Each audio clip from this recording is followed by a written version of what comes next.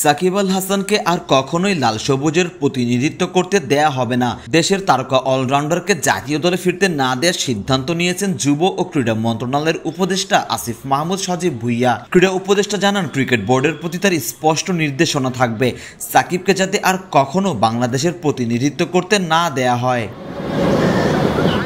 ক্রীড়া উপদেষ্টা নিশ্চিত করেছেন, মন্ত্রণালয় থেকে বিসিবিকে আনুষ্ঠানিকভাবেই জানানো হবে সাকিব যেন আর কখনো লাল সবুজের জার্সি গায়ে দিতে না পারেন। এ প্রসঙ্গে চ্যানেল 24কে মুঠোফোনে দিয়ে এক সাক্ষাৎকারে আসিফ মাহমুদ বলেন, তাকে বাংলাদেশের পতাকা বহন করতে দেয়া যাবে না। বাংলাদেশের জার্সির পরিচয় বহন করতে দেয়া এটা আমার পক্ষে কোনোভাবেই সুযোগ করে দেওয়া সম্ভব না। এতে পূর্বে এটা আমি বিসিবিকে না বললেও এখন আমার বোর্ডের প্রতি স্পষ্ট নির্দেশনা থাকবে, সাকিব আল হাসান আর কখনো বাংলাদেশ টিমে খেলতে পারবেন না।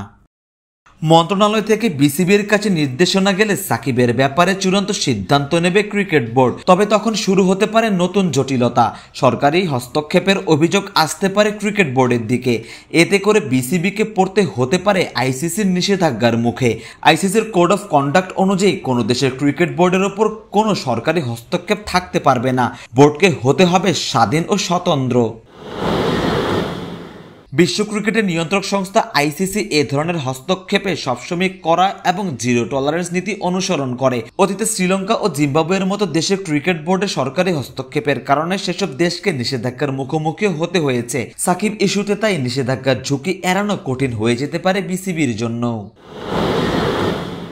মূলত রবিবার সাকিব আল হাসান সাবেক স্বৈরাচারী প্রধানমন্ত্রী শেখ হাসিনাকে জন্মদিনের শুভেচ্ছা জানান। এরপর পাল্টাপাল্টি পোস্ট শুরু করেন যুব ও ক্রীড়া উপদেষ্টা আসিফ মাহমুদ সজীব ভুইয়া ও সাকিব আল হাসান। দুজনের ফেসবুক দ্বন্দ্ব নিয়ে আসিফ মাহমুদ জানান, তার মতে সাকিব এখনও আওয়ামী লীগের রাজনীতির সঙ্গে যুক্ত, এজন্যই তিনি শেখ হাসিনাকে শুভেচ্ছা জানিয়েছেন। চ্যানেল 24কে মুঠোফোনে দিয়ে এক সাক্ষাৎকারে আসিফ মাহমুদ জানান, যতবার সাকিব দেশে ফিরে খেলতে চেয়েছেন বলেছেন আমাকে জোর করে নমিনেশন দেয়া হয়েছে। তিনি রাজনৈতিকভাবে যুক্ত নন, শুধু এলাকার মানুষের জন্য কাজ করতে চেয়েছিলেন। কিন্তু প্রকৃত সত্য হলো তিনি আওয়ামী লীগের রাজনীতির সঙ্গে আষ্টপৃষ্টভাবেই জড়িত, যা আমরা দেখতে পেয়েছি।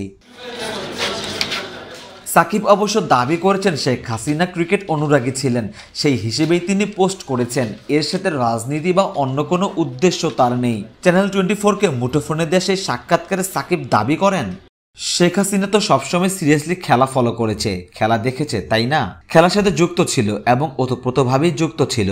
তো সেখান থেকে একটা সম্পর্ক হয়েছে, সেটা রাজনীতির আগে থেকেই। সে জায়গা থেকে আমি একজনকে উইশ করতেই পারি, তাছাড়া অন্য কোনো উদ্দেশ্য, কাউকে কোনো ইঙ্গিত, এমন কোনো কিছুই না। সারোয়ার সেতু, ক্রিকেট 97।